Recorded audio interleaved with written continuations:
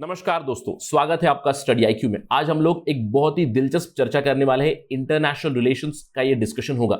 हम लोग बात करेंगे आसियान रीजन की। देखिए, ये इंडिया स्पेसिफिक डिस्कशन नहीं होगा, यानी कि ये इंडिया आसियान के रिलेशन के बारे में बात नहीं हो रही है। ये बात हो रही है यूनाइटेड स्टेट्स और ईस्ट एशियन रीजन के बारे में। देखिए, यूनाइटेड स्टेट्स एक बहुत बड़ी कंट्री है और अभी जनवरी 2021 से उनकी नई प्रेसिडेंसी शुरू हुई है, यानी कि पहले डोनाल्ड ट्रंप थे, अभी जो बाइडेन आए हैं और हम लोग कंटिन्यूअसली जो बाइडेन की फॉरेन पॉलिसी को फॉलो करते आ रहे हैं। राइट, हम लोगों ने देखा कि बाइडेन की foreign policy with respect to Japan क्या है, विद रिस्पेक्ट टू इंडिया क्या है, with respect to Middle East उनकी क्या पॉलिसी रहने वाली है, विद रिस्पेक्ट टू ईरान भी हम लोगों ने बात की थी। राइट, तो आज हम लोग बात करेंगे Biden's Asia policy, East Asia policy. Finally Biden administration ने अपना रुख अभी किया हुआ है ईस्ट एशिया की तरफ, आसियान की तरफ, लेकिन हम लोग यहां पे एक विश्लेषण करेंगे कि वो लेट है, क्योंकि इस टाइम के दौरान जहां पे ईस्ट एशिया को मोस्टली स्नब किया था यूएस एडमिनिस्ट्रेशन ने काफी लंबे समय के लिए, वहां पे चाइना ने काफी ज्यादा ग्राउंड गेन कर लिया है और US would be playing a catch up role. Although at the end of the discussion हम लोग बात करेंगे ये एक अपॉर्चुनिटी भी बनेगी इंडिया के लिए कैसे करके। चलिए डिस्कशन शुरू करते हैं। मैं हूं आपका दोस्त Rahul Saigaonkar. Stay tuned with me to get this information.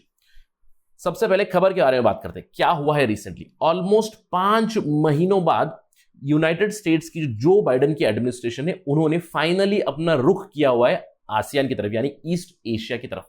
क्या हुआ है, उन्होंने अपने deputy secretary of state Wendy Sherman को भेजा है। Wendy Sherman becomes the first senior state department official to visit this particular ASEAN region. This is Wendy Sherman. She was on the visit to the ASEAN countries. पहले यहाँ पे details लेंगे तो कि Wendy Sharman ने यहाँ पे किन किन कंट्रीज को विजिट किया और उन्होंने क्या किया।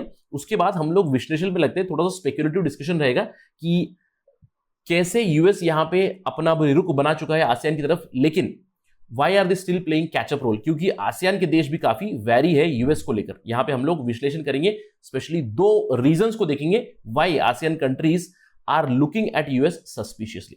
चलिए सबसे पहले डिटेल्स लेते हैं। डिटेल्स में वेंडी शर्मन जो डेप्यूटी सेक्रेटरी ऑफ स्टेट है, उन्होंने सबसे पहले थाई प्राइम मिनिस्टर प्रयुत चान-ओ-चा के साथ मीट किया बैंकॉक में, जहां पे उन्होंने कोविड-19 के फाइट के लिए उन्होंने असिस्टेंस दिया $30 मिलियन का, which is a very very good thing. Right, अब इसके बाद वेंडी शर्मन पहुंची जकार्ता। अब ये जकार्ता कहां आता है? जकार्ता दिन इंडोनेशिया।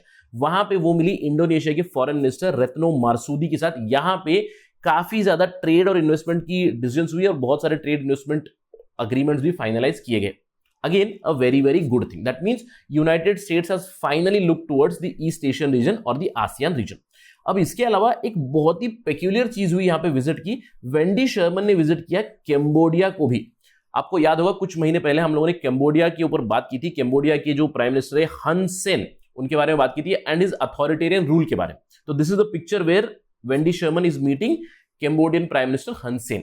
अब ये क्यों इतना पेक्यूलियर न्यूज है? क्योंकि पिछले 4 सालों में जब ट्रंप की एडमिनिस्ट्रेशन थी, तब किसी ऑफिशियल ने कैम्बोडिया को विजिट नहीं किया था, लेकिन इस बार वेंडी शर्मन ने कैम्बोडिया को विजिट किया और वहां पे कैम्बोडिया को उन्होंने $11 मिलियन प्रॉमिस किए हैं एज कोविड-19 की मदद। राइट, अब this was a very very interesting development, but what is the exact catch here?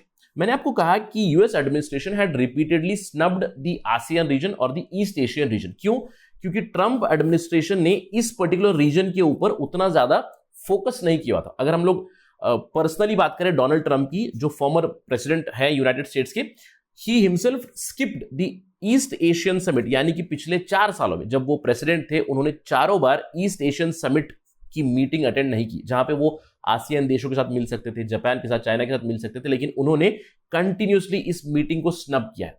अब पिछले 4 साल, यानी कि ट्रंप एडमिनिस्ट्रेशन के जो 4 साल है, उनका फोकस ईस्ट एशिया के ऊपर नहीं था। तो इस दौरान जो ईस्ट एशियन कंट्रीज है, यानी कि आसियान कंट्रीज है, उनका टिल्ट हो चुका है चाइना की तरफ, और ये काफी स्ट्रेंज डेवलपमेंट है। क्यों? देखिए, अगर हम लोग बात करें आसियान कंट्रीज की, almost all the ASEAN countries are having problems with China. Territorial dispute चल रहा है, क्योंकि चाइना पूरा साउथ चाइना सी को क्लेम करता है और यहां पे मल्टीपल क्लेम्स है, जैसे वियतनाम के क्लेम है, फिलीपींस के क्लेम है, आपको कैम्बोडिया के क्लेम मिलेंगे, आपको बहुत सारी कंट्रीज की क्लेम्स मिलेंगे यहाँ पे। तो चाइना के साथ उनके टेरिटोरियल, मैरीटाइम टेरिटोरियल डिस्प्यूट जरूर है। इस डिस्प्यूट के बावजूद इनके अच्छे रिलेशन, स्पेशली इकोनॉमिक रिलेशन चल रहे हैं चाइना के साथ। अब ये क्यों होता है? ये स्ट्रेंज फिनोमेना क्यों होता है? इस फिनोमेना का आंसर आपको पड़ा हुआ है कुछ महीनों पहले कैम्बोडिया के प्राइम मिनिस्टर हन सेन ने एक इंटरव्यू दिया था। उस इंटरव्यू में उन्होंने काफी पैशनेटली एक सवाल पूछा कि अगर आई do not rely on China, who will I rely on? मतलब यहां पे कोई मेजर प्लेयर नहीं है जिसके ऊपर मैं रिलाई करूंगा। There is no India, there is no USA और there is no Japan. I have to rely on China. If I do not ask help from China, who am I to ask from? यहां पे कोई और player है नहीं। तो this clearly shows that United States administration had more or less snubbed this particular region. लेकिन अभी क्या हुआ है? अभी बाइडेन एडमिनिस्ट्रेशन ने जो ट्रंप एरा की पॉलिसी थी, जहां पे उन्होंने उतना ज्यादा फोकस नहीं रखा था आसियान रीजन पे, उसको भी रिवर्स कर दिया। यानी कि बाइडेन एडमिनिस्ट्रेशन ने अपने एक ऑफिशियल को भेजा है आसियान रीजन। अब ये डेवलपमेंट होने के बाद ASEAN members are actually happy. They did welcome the efforts, यानी कि US wants to bolster the alliances. अगर आपको याद होगा, जब आसियान बना था 1967 में, आसियान को खुद ही प्रमोट किया था यूनाइटेड स्टेट्स ने। तो इससे अभी भी उन्होंने वेलकम किए हैं एफर्ट्स जो है यूनाइटेड स्टेट्स के बाइडेन एडमिनिस्ट्रेशन की, that we welcome the efforts, but they are very much wary with their previous experience. अब ये प्रीवियस एक्सपीरियंस क्या रहा है? अगर हम लोग बात करें, यूनाइटेड स्टेट्स ने पहले भी कुछ इस तरह किया है कि उन्होंने फोकस किया है आसियान रीजन पे, फिर उनको इग्नोर कर दिया। तो इससे वो लोग काफी वेरे हैं। चले देखते हैं पहला pointer, why are they wary? The first thing is the expert suggest, is the South East Asia important for USA at all? क्योंकि अगर हम लोग यहां पे देखिए, यूएसए वर्सेस चाइना की जो रेस है साउथ ईस्ट एशिया में, साउथ चाइना सी में, China has gained a lot. In fact ये कहा जाता है, specially by security experts, if United States and USA fight a war in South China Sea, probably China might emerge as victorious. तो यहां पे China ने काफी ज्यादा ग्राउंड गेन कर लिया। तो यहां पे साउथ ईस्ट एशियन कंट्रीज में, स्पेशली आसियान कंट्रीज में, काफी ज्यादा स्केप्टिसिज्म है, क्योंकि उन्हें लगता है कि US administration is only paying lip service. अब कैसे? देखिए, जो बाइडेन की प्रेसिडेंसी को शुरू हुए ऑलमोस्ट 5 महीने हो चुके, 4 महीनों से भी ज्यादा हो चुके हैं। 4 महीनों के बाद फाइनली उनका एक ऑफिशियल जाता है इस पर्टिकुलर रीजन में। लेकिन इससे पहले उन्होंने किस पे फोकस किया है? उन्होंने अपने ऑफिशियल की भेजा है जापान, साउथ कोरिया को भेजा है, दूसरे एलाइज के पास भेजा है। इनफैक्ट यूनाइटेड स्टेट्स के जो डिफेंस सेक्रेटरी है लॉयड ऑस्टिन, उन्होंने विजिट किया था इंडिया को भी। इन सारी विजिट्स के बाद फाइनली इनका रुख अभी बदला है आसियान कंट्रीज के ऊपर। तो इसीलिए आसियान कंट्रीज सोच रही है कि are we even important for USA? This is the first point because of which they are wary. अब दूसरा पॉइंटर यह है कि उनका प्रीवियस एक्सपीरियंस काफी खराब रहा है, क्योंकि अगर हम लोग बात करें बराक ओबामा की, बराक ओबामा 2 टर्म के लिए प्रेसिडेंट थे और उनके वाइस प्रेसिडेंट रहे हैं जो बाइडेन। अब उस समय पे क्या हुआ था? देखिए, बराक ओबामा के एडमिनिस्ट्रेशन में भी इस पर्टिकुलर रीजन पे उन्होंने फोकस किया। आपको याद होगा, यूनाइटेड स्टेट्स की Asian rebalance policy, very famously known as the Asian pivot policy, right? अब इस पिवट पॉलिसी में जो डॉक्यूमेंट आया था, उसमें बताया गया था कि ASEAN would be at the centre of this particular policy. लेकिन बराक ओबामा एडमिनिस्ट्रेशन में क्या हुआ? जब बाइडेन वाइस प्रेसिडेंट थे, उनका फोकस आसियान की तरफ से बदला। Their focus went to Syria, their focus went to Middle East, जहां पे उन्होंने अपना काफी ज्यादा फोकस रखा। और यहां पे जो एशिया पिवट पॉलिसी था, यहां पे आसियान के ऊपर उन्होंने फोकस नहीं किया। और अगर हम लोग बात करें, जो उनकी पहले एशिया पैसिफिक स्ट्रेटेजी थी, वो अभी ट्रंप के आने के बाद इंडो पैसिफिक स्ट्रेटेजी हो चुकी है। और ट्रंप ने फोकस किया हुआ है क्वाड के ऊपर, और क्वाड में US has focused on India, Japan and Australia rather than the ASEAN countries, and that is why the ASEAN countries are wary. अब इसका एक एडवर्स इंपैक्ट भी हुआ है। अब एडवर्स इंपैक्ट क्या हुआ है? United States has rather focused on the Middle East region, यानी कि West Asian region more and more rather than the ASEAN और द ईस्ट एशियन रीजन।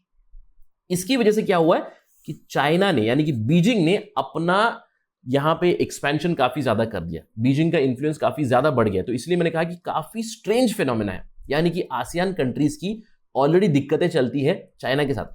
इन दिक्कतों के बावजूद चाइना इनका मेजर पार्टनर रहा है। इनफैक्ट अगर हम लोग बात करें, it is right now advantage China, क्योंकि बाइडेन एडमिनिस्ट्रेशन ने अभी रुक किया हुआ है ईस्ट एशिया की तरफ, लेकिन चाइना ने काफी ज्यादा ग्राउंड गेन कर लिया है, even with respect to the कोविड-19 फाइट। अगर हम लोग देखें, China's vaccine diplomacy, it leaves a huge mark on ASEAN countries. Most of the South East Asian governments are looking to China for help.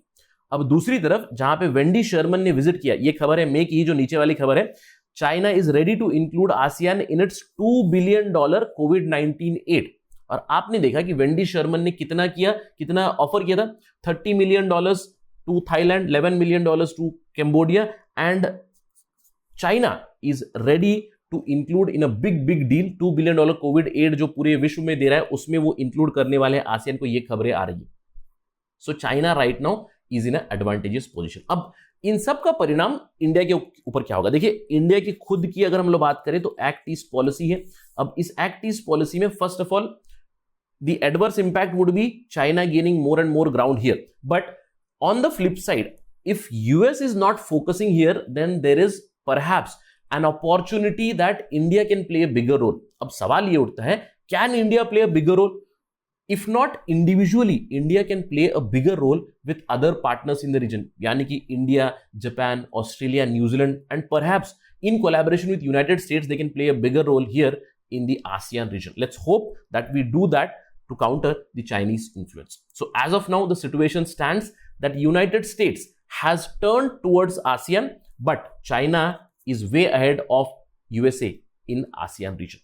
Let's wait and watch for this great game here. अगर इसके ऊपर कोई development आएगी तो we will bring it to you as soon as possible on Study IQ.